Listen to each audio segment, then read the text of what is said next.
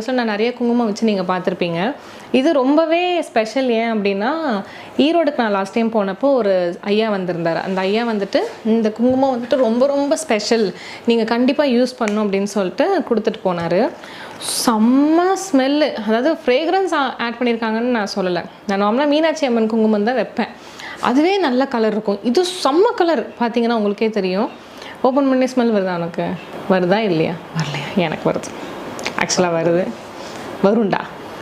So குங்குமம் வச்சா என்ன ஆகும் அப்படின்னா, ஒரு பயங்கரமான பாசிட்டிவ் எனர்ஜி. அதே மாதிரி நம்மளை பார்க்குறவங்க டக்குன்னு நம்ம டல்லாக இருந்தாலும் குங்குமம் நம்மளை பிரைட் ஆக்கி விட்டுருன்னு வச்சுக்கோங்களேன். அதுதான் குங்குமத்தோட ஸ்பெஷாலிட்டி அப்படின்னு சொல்கிறது. நம்மளை வந்துட்டு வேறு எங்கேயும் பார்க்க மாட்டாங்க, முகத்தை மட்டும்தான் ஒரு மனுஷன் பார்ப்பான் அப்படிங்கிற மாதிரி குங்குமம் வந்துட்டு இது. ஸோ இது நிறையா மூலிகைகள் போட்டு செய்கிற ஒரு குங்குமமாக. இது எப்படி ஆர்டர் பண்ண நான் சீக்கிரமாக சொல்கிறேன். ஏன்னா இப்போ தான் இவர் வந்துட்டு நீங்கள் யூஸ் பண்ணிட்டு சொல்லுங்கள், நல்லா இருக்கான்னு சொல்லுங்கள் அப்படின்னு சொல்லியிருந்தாரு. இப்போ தான் ஒரு 10 days நினைக்கிறேன், 7 days தான் யூஸ் பண்ணிகிட்ருக்கேன்.